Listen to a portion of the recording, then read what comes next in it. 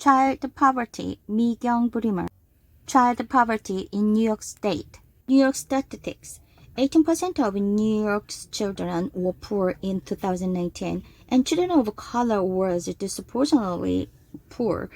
For example, 28% of blacks, 25% of Hispanics, and 12% of white children were poor. 8% of children were extremely poor, and 19% of them under 6 were poor. My advocacy position: around the world, many poor children live in environments that negatively affect their brain development and cognitive function due to lack of nutrition, socio-economic status, and brain growth due to family stress, environmental toxins, cleanliness, a lack of access to health care, unsafe neighborhoods, and under-resourced academic schools adversely affect children's future. Children living in poverty really have to struggle academically, so we have to fight for change so that we can end poverty. Children deserve the world and everything in it handed to them freely. Beyond the Bake Sales Action Plan highlights the importance of family engagement and partnership in supporting the family's roles of advocates and promoting children's learning and development as the child's first and most important teacher. The implementation team must include the center program director, senior teacher instructor, and at least one family representative in accordance with family participation principles. It is essential to listen to the views and voices of family and to recognize for their value. Key stakeholders to develop and participate in action plans. To help the child of poverty, we would first need to build a trusting relationship with families, showing our full support and empathy for their situation.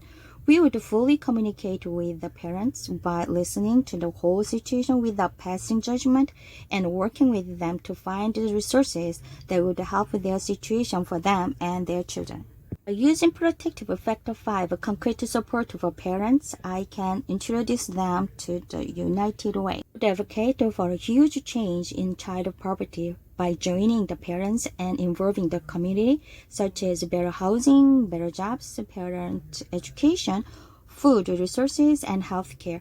And this could give the children a fighting chance for a great experience in academic education so they can stand tall and proud and make a huge impact in the world one day. Vygotsky's theory best fits in with child poverty and advocates the issue. His theory focused on how human learning in a social process with mentors, teachers, parents, caregivers, and colleges, and argued that society influences individual learning and culture and attitudes mainly affects brain development. For example, I know that in New York State, before the start of school year, all communities get together to buy school supplies, fill up school bags, and distribute them to all the children who need them. New York State also has food pantries to serve poor families.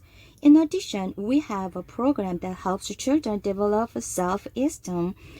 I would like to advocate for communities like myself to work together to build poverty-stricken communities. I'm going to use Vygotsky's theory to defend my cause. National Early Childhood Education Association Standard 6 for Early Childhood Professional Preparation emphasizes the importance of knowing and maintaining ethical standards and professional guidance in early childhood education and applies the principle laid down in the National Early Childhood Education Association of Ethics.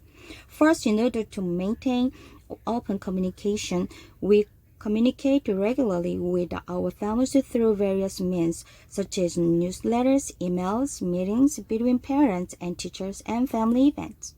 And we respect children's interests, strengths, needs, perceptions, and families' unique perspectives, values, and beliefs. Consider their options and contributions when they planning decision-making processes, training courses, and activities. Third, respect, celebrate, and welcome children's different cultures and backgrounds. Fourth, when they need help with the challenges they face, we provide resources and support such as community services, childcare workshops, and educational materials. Maintaining Principle 3, early childhood professionals build a supportive learning environment for children and solid partnership with families. Continues collaborative learning engagement facilitates practice and creates a successful advocacy program to use technology as professional resources. Use educational apps, software, or digital tools to effectively leverage technology as a professional resource to share ideas in professional online community or forum. Keeps research case up to date on trusted website and online databases, and join a wider community or social media group. To establish a compound advocacy plan, clearly identify the impact of the problem on children and families and desired outcomes or changes. It also identifies and advocates key stakeholders such as policymakers, community leaders, parents, and educators, specific goals, steers, and plans. MIGROW is an evidence-based program that promoted early identification and intervention for children and developmental and behavioral problems, provides screening, individual assessments, and references to community resources to address specific requirements to support children and their families.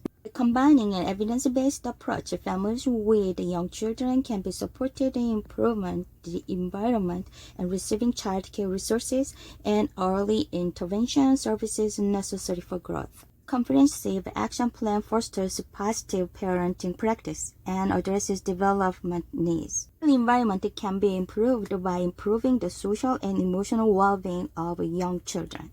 Free access to health regardless of income level and immigration status. Child poverty environment information. Poverty housing nutrition health information. References. Thanks for watching.